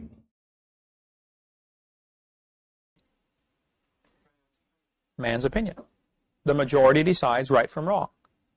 So when they get together in Congress or in the Senate and they're voting on a law, some people say you can't legislate morality. That's all Congress does all day long.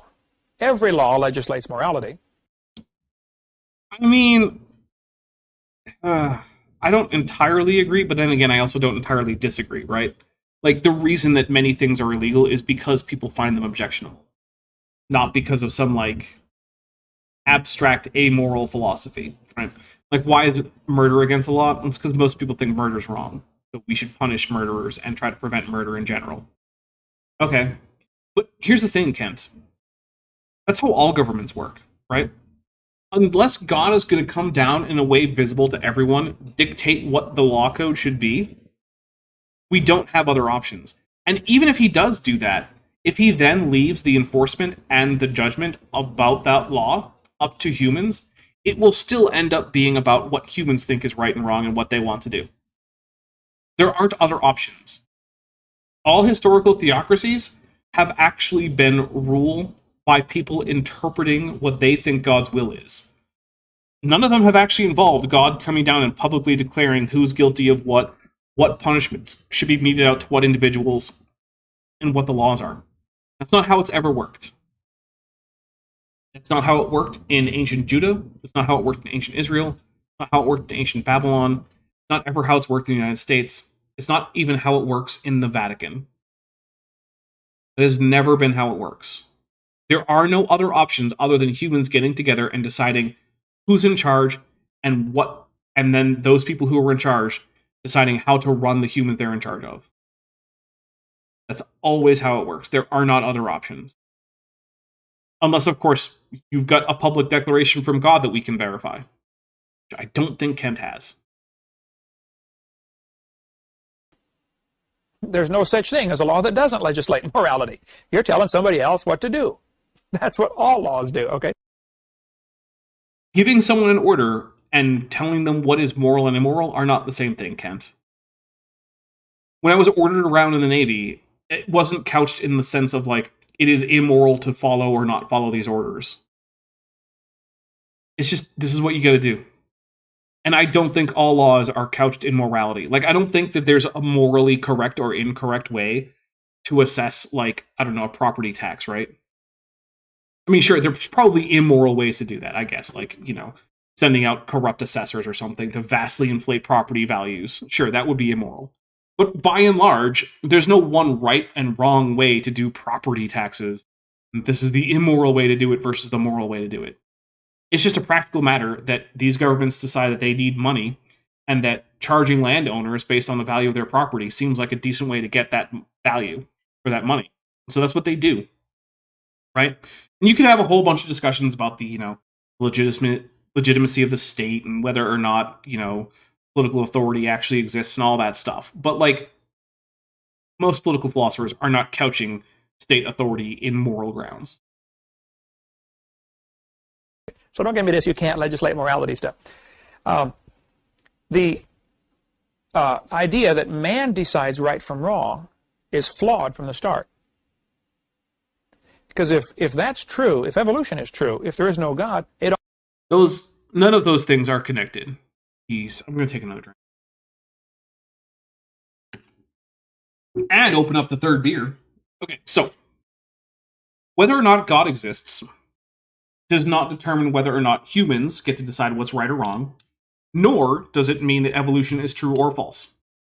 There could be a God who exists, who created the world via evolution, and cares deeply about what people do and has decided rules about what's right and wrong. There could be a God that exists, used evolution to bring about, you know, life on Earth, and doesn't give a crap about what you do. and is perfectly happy to let humans figure out what's right and wrong.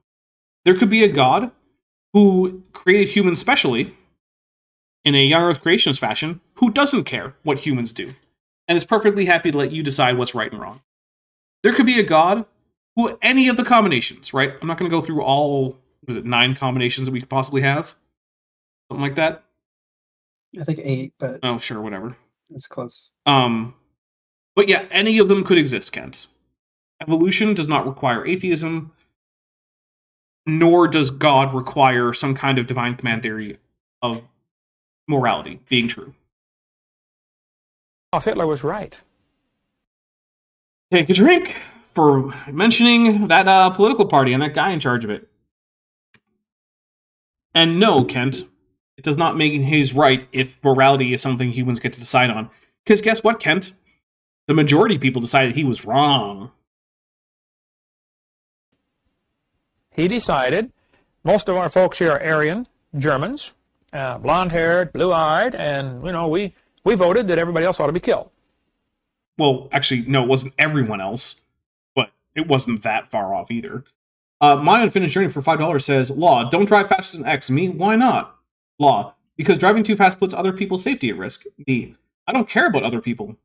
Law, frowny side-eye face. Yeah, that does happen. It turns out the law sometimes forces you to pretend to care about other people. Oops. That's why Ken probably doesn't like it, because he doesn't want to have to pretend to care about people. That's a really good point, actually. Yeah. Because Kent doesn't seem to care about anyone except himself. Hey, majority decided. Actually, the majority didn't decide. There was no vote about, the final solution or any of those things, because as you might or might not know, after the NSDAP took power, they basically removed the ability of the country to be governed in a democratic fashion. And while they did pass laws and do stuff to legalize their various actions, it was very much a top-down control system that average people didn't really get a say in. So, no. That's not what happened. In fact, the NSDAP basically removed democracy from the equation after they got in power. Olivia Williams says, is fastening your safety belt moral? Well, I don't think it's immoral. I'd say it's probably amoral, in most cases at least. I guess it depends on the degree to which you think that preserving your own life is a moral question.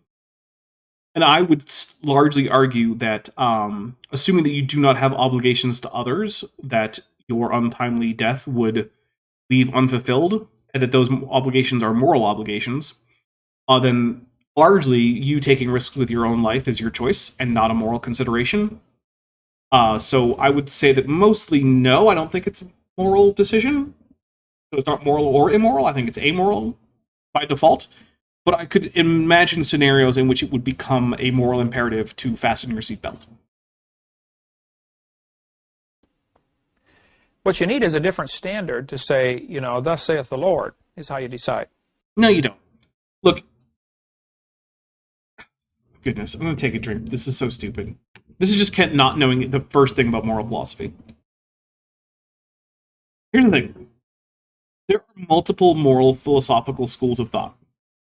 And none of them, not none of them, but many of them allow for objective, but not necessarily absolute morality about most things, right? There are moral philosophical ways to say that murder is objectively wrong under virtually every circumstance. And then maybe you could find a circumstance where it's not. But under virtually every circumstance it is. Right? That's objective. Like deontology, consequentialism are two major schools of ethical thought and moral philosophy, and neither of them result in moral subjectivity, where morality is simply up to the opinion of the moral actor. That's not how it works. Now, it's true, people have to choose to be deontologists or to be consequentialists to the degree to which they actually think about their moral philosophy that much. But both of them are philosophies that result in objective morality. Not absolute morality, because morality that is objective does not have to be absolute.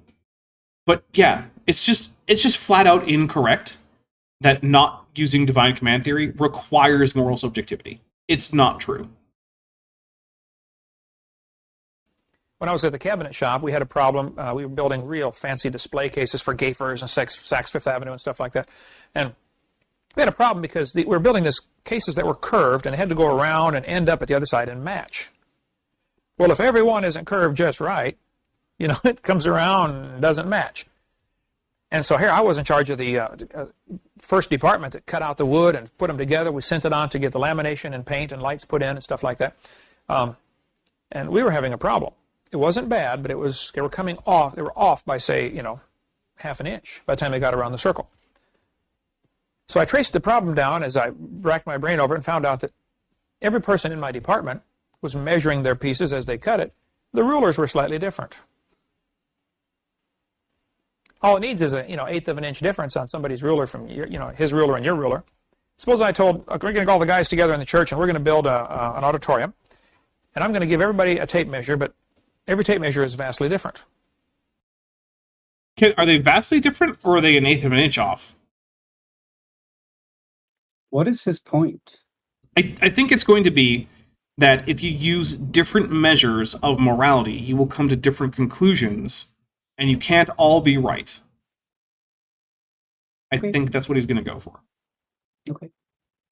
On some tape measures, this is an inch. On other ones, this is an inch. I've never seen a tape measure that was that off. Although I would believe that Kent said that that second version of an inch was an inch to his wives. I'll buy that. Yeah. How's that building going to turn out? Pretty bad, if it'll turn out at all, right? So the idea is you have to have a standard. We have a National Bureau of Standards. I mean, now it's basically just a discrete number of centimeters is the definition for an inch. I don't remember what the exact number is, but like 2.54. Okay, there you go. That's what the inch is now, is 2.54 centimeters. And centimeters themselves are defined in terms of like the wavelength of one particular atom vibrating or something. Like it's all very, very specific. It's arbitrary, but it's very, very well defined. They keep a meter stick in a carefully climate-controlled environment. Not anymore. But it used to be that there was, in fact, a physical object that was the definition of a meter, and however long that object was exactly what a meter was. This is how it used to be. It is no longer that way, but I think it was still that way when Kent made this, so I am not going to, like, you know, say that Kent's wrong about that. And yeah, I'm getting confirmation from Science Crumble Raisin Nerd that it's 2.54 exactly. Yeah. Okay. Yeah, I don't keep that number in my head. I do know that it's been defined as an exact number of centimeters.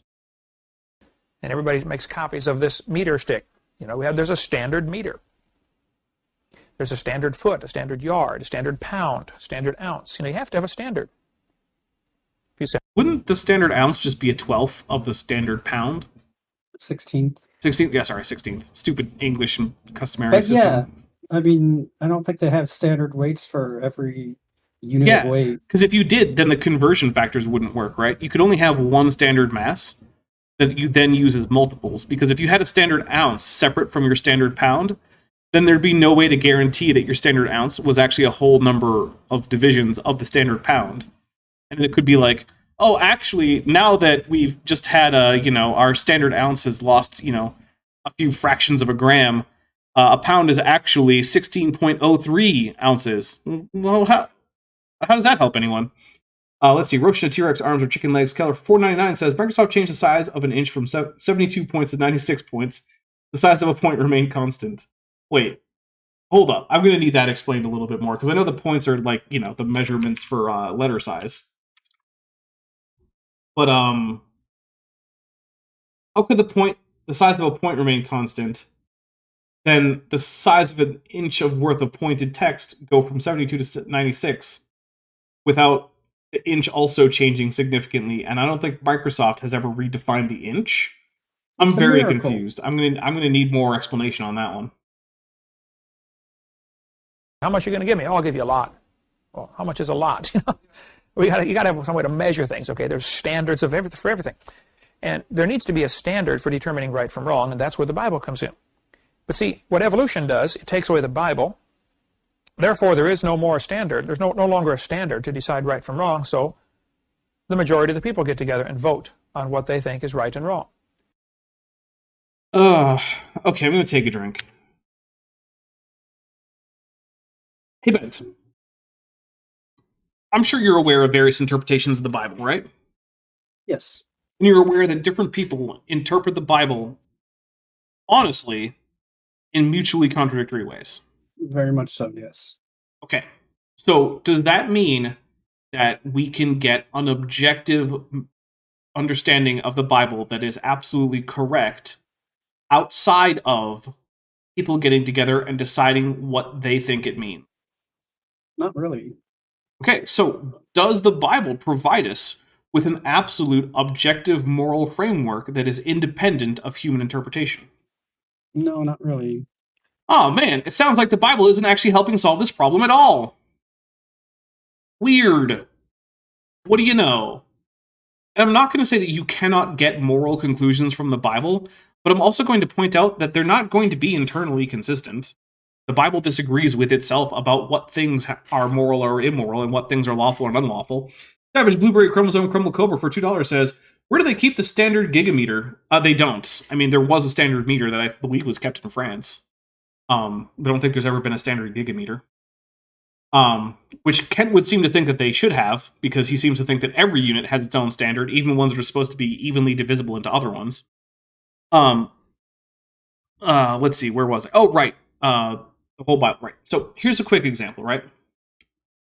So let's say I find myself in debt, and I decide to do what the Bible says I'm allowed to do, which is to sell my daughter into slavery to obviate my debt, right? So I go to my debtor, and my lender, and I say, okay, here's my daughter as your slave. Question: according to the Bible, how long does he get to keep her as a slave, assuming that we're both Israelites? Bent, do you know the answer? It's 7 years? Well, that's one of the answers. Okay. But the other answer is indefinitely. Because the Bible disagrees with itself on how long a female Israelite debt slave can be held in slavery. One part says you never have to let her go. The other part says she has to be let go in 7 years. Which one's right? Now, I might sit here and argue, actually, the whole arrangement is inappropriate, because not only is slavery wrong, but you especially shouldn't be allowed to sell someone else into slavery to cover your debt. That would be the argument I would actually make. But what are we going to do if we are trying to argue from the Bible? There's no one answer. Even the law code is not internally consistent, because here's the thing. The law code wasn't written all at one time.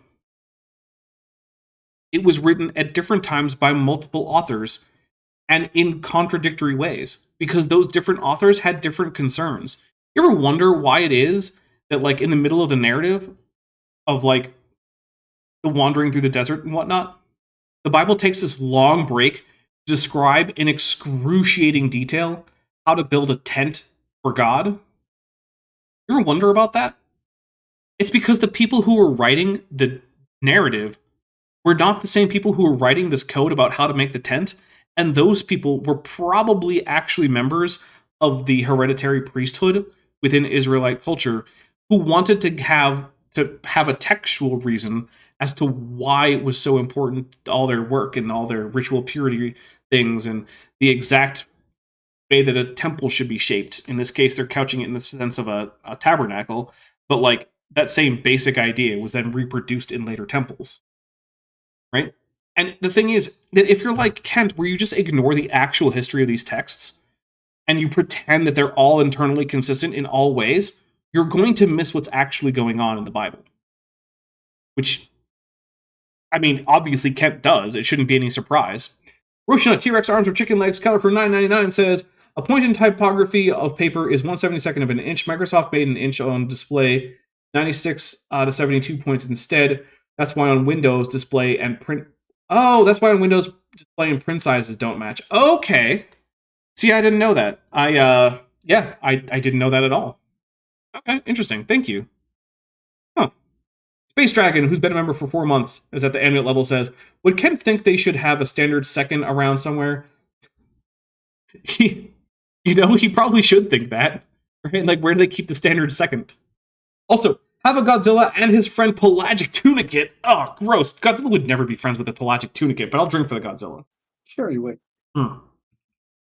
He would just eat them. I mean, it is Godzilla. You're probably right. Yeah.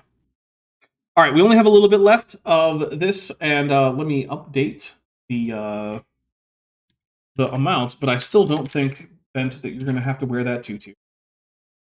We're only 73% of the way to that tutu, so looks like you've escaped the tutu. Oh, well. So if they vote, you think abortion's okay? Who thinks abortion's okay? Okay, majority rules. The Bible seems to think that abortion is at least not a big issue.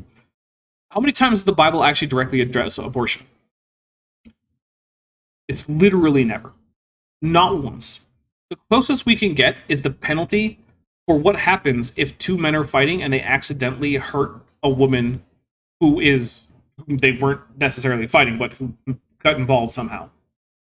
And the answer is different depending on whether or not there is a loss of life to the woman versus a potential loss of life to a child she's carrying.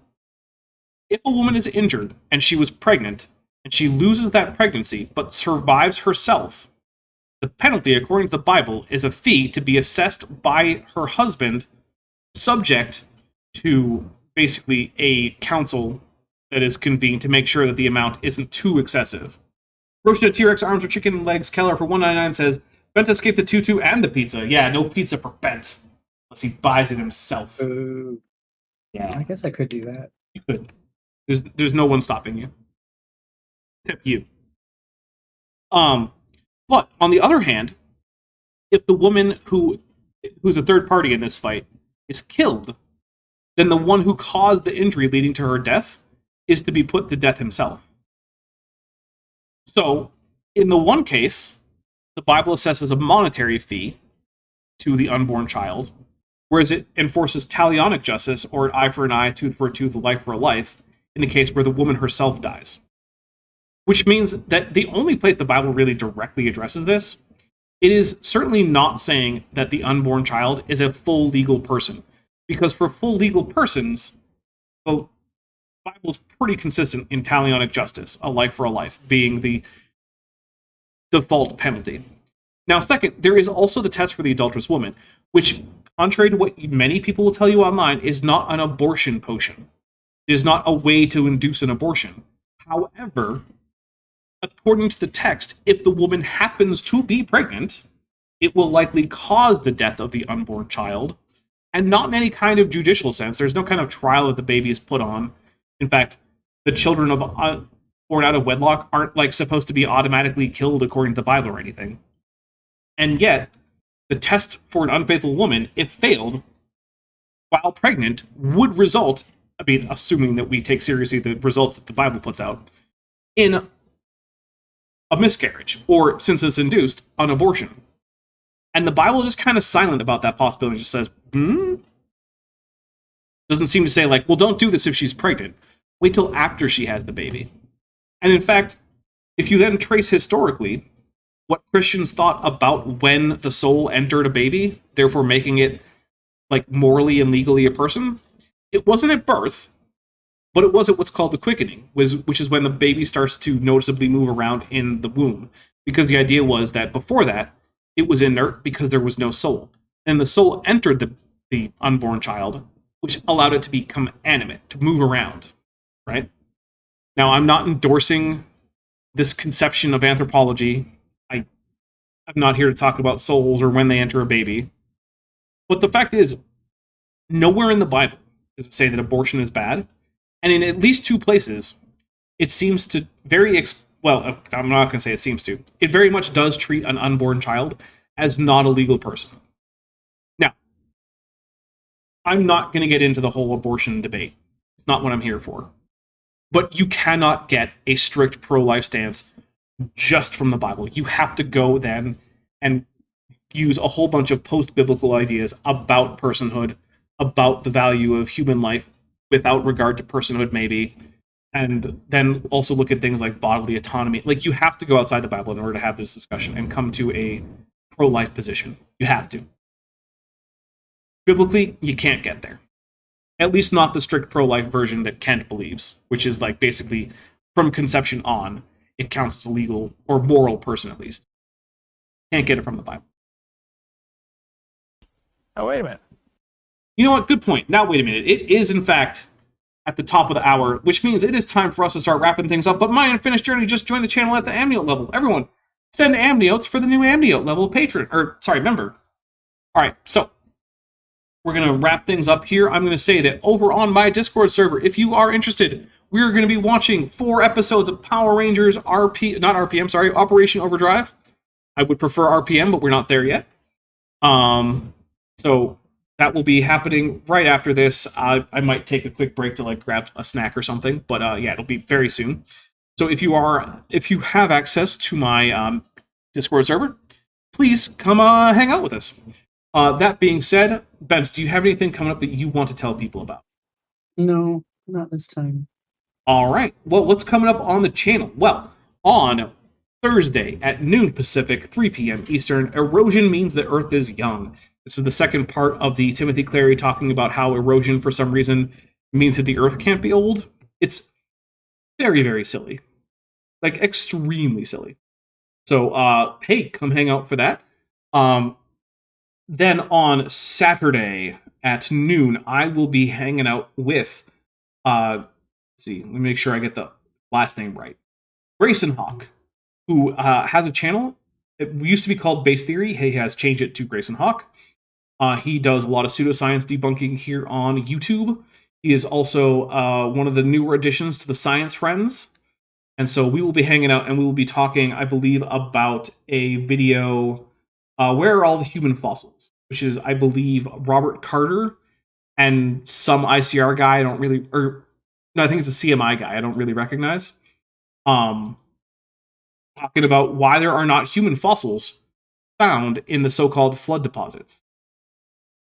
So that is going to be on Saturday. It will be an interruption to my series about Pete Greer that I'm doing with Vishanti. Giving her that week off, we're going to hang out with Grayson instead. Let's see. Then, on the 20th, this is the next thing I want to announce. 10 days from now, on Friday the 20th, at 5 p.m. Pacific, 8 p.m. Eastern, I am starting a Star Trek Adventures First Edition actual play series on my other channel, Top Hats Off, featuring a number of people who've been on this channel or whose channel I've been on, as well as some of my viewers. So I'm just going to list off the people who are here on YouTube. But we have Chesh, we have Jordan from Reason to Doubt, and we also have Craig from FTFE. Who are going to be here. And I also have, 4 other people who are my viewers who are also going to be in this. And it is going to be a blast. I already have some of the material that we have for this already up on my other channel. You can watch the opening credits. You can watch the end credits. I'm thinking about getting like a preview, like fake TV spot. Like, come see this new Star Trek adventure on Top Hats Off. And we'll have some scenes and whatnot of the Lexington flying by. So that I'm hoping is going to be a lot of fun. If you are at all interested in a Star Trek Adventures Let's Play with some of your favorite YouTubers, obviously, come hang out for that. One thing I'm hoping is that eventually I can actually get that channel to the point where I can monetize it. It would be nice. It would be nice if, because look, I mean, I've got well over $100 in Star Trek Adventures stuff, and I would like to be able to recoup some of that. So please, go subscribe, go watch it. That would be great. Thank you. With that being said, though, we are going to get out of here. Bent, you are safe from the tutu, but you also get no free pizza. So, yeah, you win some, you lose some. All right, everybody, thank you so much. I hope to see all of you at the very least on Thursday, if not over in the Discord. And I will talk to you all later. Stay safe out there. Bye. Before you go, I'd like to just take a second to thank my channel members and patrons, especially those pledging $20 or above. Benthoven, Felrevara, Tapioca Weasel, Whispers, Ellerhan Teller, Horseflesh, Ian Chen, Kelvin Brostick Van Manen, Landon Knoll, Mabdy Babdy, Sphincter of Doom, Vollus, North Texas Fossils, John Ackerman, Strawberry Vein, and Dr. Tapioca Weasel. It's because of my channel members and patrons that I'm able to do this show as I am now with 3 videos a week. Without them, I would be reduced to maybe 1 a week, or maybe even 1 every other week. So, if you like this channel and you'd like to support, there's a link to the Patreon in the description, and a join button below this video. All channel members and patrons get early access to videos, often many months in advance, as well as access to my super secret Discord server that's just for supporters and is a great way to contact me. Thanks for watching.